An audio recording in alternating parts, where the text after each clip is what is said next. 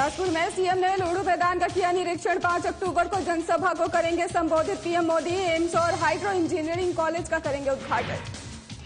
सोलन में खंड विकास कार्यालय का किया गया शिलान्यास। स्वास्थ्य मंत्री डॉक्टर राजीव सैजल ने किया शिलान्यास। ICDS दिवस के कार्यक्रम में हुए शामिल। शिमला में आम आदमी पार्टी के प्रदेश अध्यक्ष सुरजीत ठाकुर ने की प्रेस कॉन्फ्रेंस। कहा, कांग्रेस के नेता बीजेपी में हो रहे शामिल। कांग्रेस और बीजेपी पर लगाए गंभीर आरोप। मंडी में तारना माता मंदिर में मेले का आयोजन। राज माधव राय पूजन से हुई मेले की शुरुआत। मेले में भारी संख्या में लोग रहे मौजूद। बद्दी के दशहरा ग्राउंड में हुआ विस्फोट। आगामी दशहरे की चल रही थी तैयारियां। पुतले में लगे पटाखों से हुआ विस्फोट।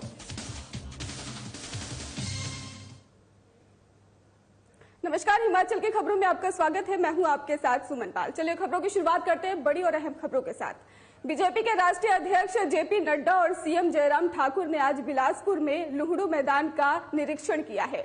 बताते चले कि प्रधानमंत्री नरेंद्र मोदी 5 अक्टूबर को इसी मैदान में जनसभा को संबोधित करेंगे और इसी जनसभा से पहले प्रधानमंत्री नरेंद्र मोदी बिलासपुर में एम्स और हाइड्रो इंजीनियरिंग कॉलेज का उद्घाटन और मेडिकल डिवाइसेस पार्क नालागढ़ और पिंजौर नालागढ़ 4 लेन राष्ट्रीय राजमार्ग परियोजना का आधारशिला भी रखेंगे। और इस अवसर पर केंद्रीय सूचना और प्रसारण, युवा मामले, खेल मंत्री अनुराग सिंह ठाकुर, बीजेपी के राष्ट्रीय उपाध्यक्ष सौदान सिंह और अन्य वरिष्ठ अधिकारी भी मौजूद थे।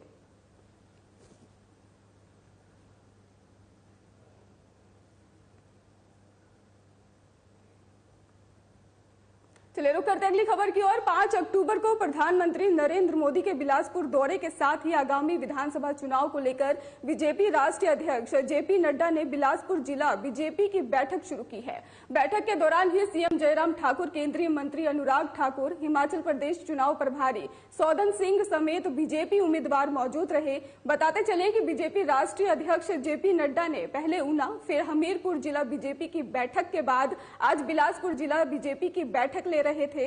और इसके साथ ही आपको बता दें कि बैठक हॉल में ही पहुंचने पर बीजेपी कार्यकर्ताओं ने ही जेपी नड्डा का जोरदार स्वागत भी किया है, जिसके बाद दीप प्रज्वलित करने के बाद सभी नेताओं को पहाड़ी टोपी और शॉल पहनाकर स्वागत किया गया।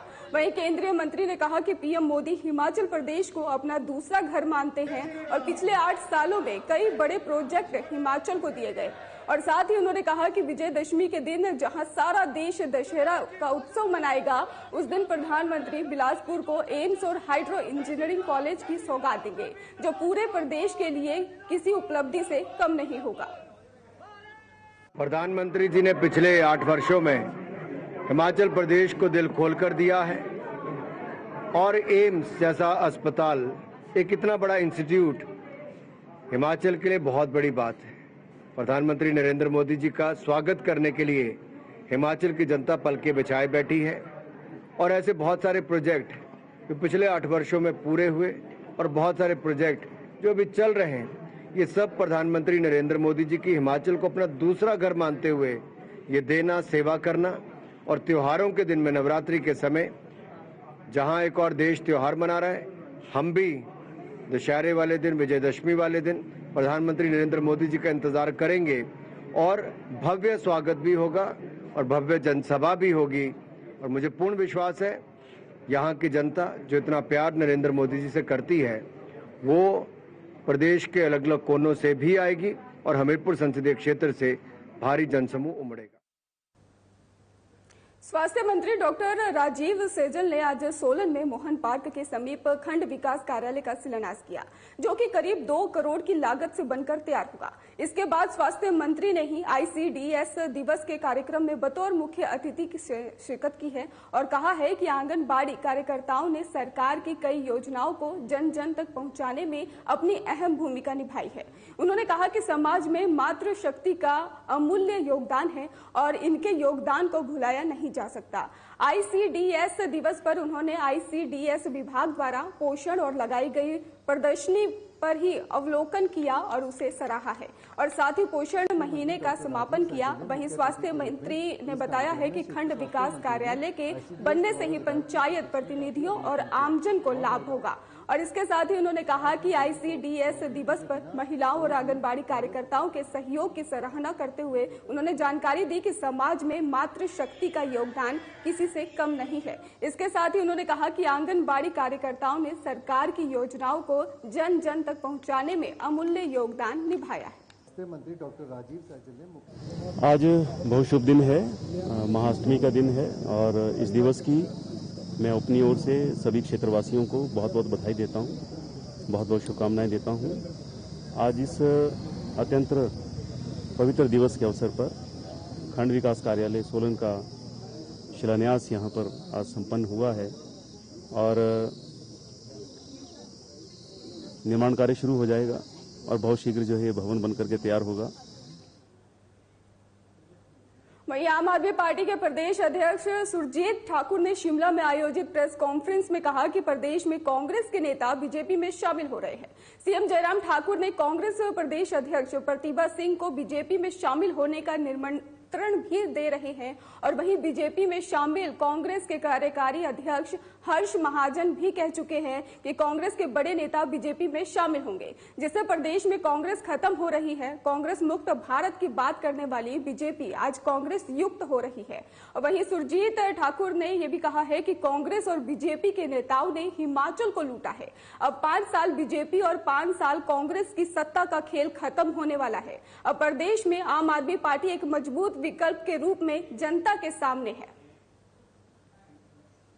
देखिए, आज मैं आपको बताना चाहता हूं कि भाजपा और कांग्रेस की जो सेटिंग चल रही है, पिछले कल कुल्लू में मुख्यमंत्री ठाकुर जयराम जी ने प्रतिभा सिंह जी को बिल्कुल खुला एक निमंत्रण दे दिया है कि आपका भी स्वागत है, आप भी हमारे पार्टी में आए।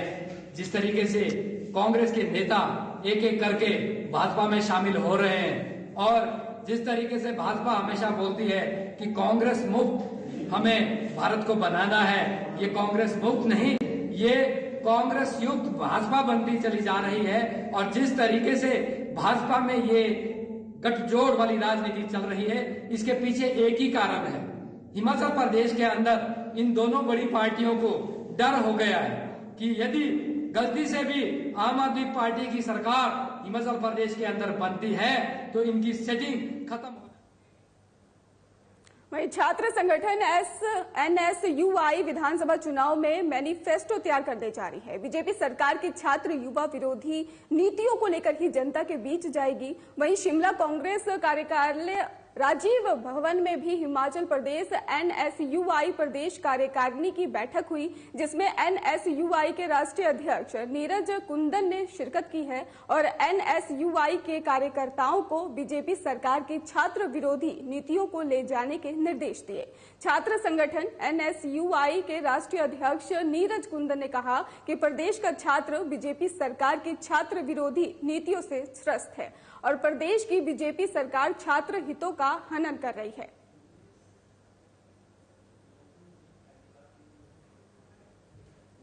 जिस तरीके से प्रदेश का छात्र जो है वो प्रदेश की भाजपा की छात्र विरोधी नीतियों से जो है वो त्रस्त है, क्योंकि छात्र हितों का जो है वो हनन किया जा रहा है और विचारधारा को जबरदस्ती अपनी विचारधारा को थोपने का काम जो है वर्तमान की भाजपा की सरकार कर रही है।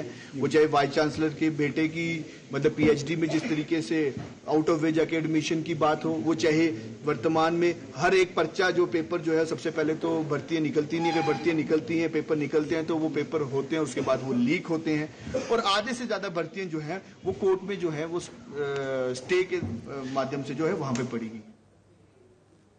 बीजेपी पार्टी और संघ के कई ओहदों पर रहे एडवोकेट महेंद्र सिंह ठाकुर ने मनाली विधानसभा क्षेत्र से चुनाव लड़ने का ऐलान कर दिया है।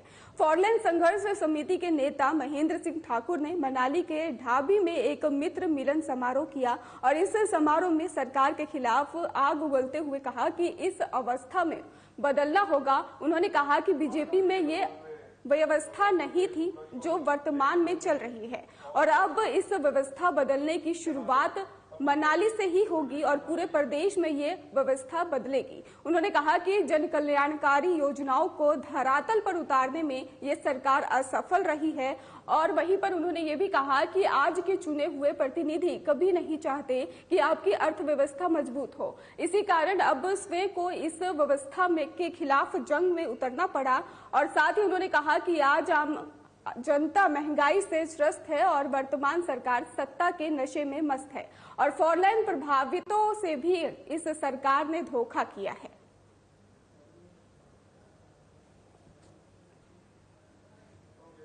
देखिए, मैंने पहले भी स्पष्ट किया था और आज भी आपके सम्मुख जो है ये स्पष्ट कर देना चाहता हूं कि मनाली में आज की डेट में जो हमको ये कदम उठाना पड़ा, ये सौभाग्यशाली हमारे लिए है, क्योंकि मनाली की जनता बड़े समय से सोच रही है कि वंशवाद और परिवारवाद की परंपरा से ऊपर उठना चाहती है, क्योंकि यहाँ पर बड़े समय से काम नहीं हुए और बड़े बड़े आंदोलनों लड़ने की हमको जो है अगर मान लो जरूरत पड़ी, उसका मुख्य कारण एक ही है कि कहीं ना कहीं जो है राजनीतिक स्तर पर जो है मनाली की अनदेखी जरूर हुई। मंडी के शक्तिपीठ टारना माता मंदिर में मेले का आयोजन किया गया। इस मेले का आयोजन नगर निगम के मेयर और उप महापौर सहित पार्षदों ने किया। बताते चले कि नवरात्र अष्टमी के अवसर पर माता टारना मेले का शुरुआत राज माधव राय मंदिर में विधिवत रूप से पूजा अर्चना के दौरान किया गया और जिसमें निगम और प्रशासन सहित शहर के लोगों ने भाग लिया।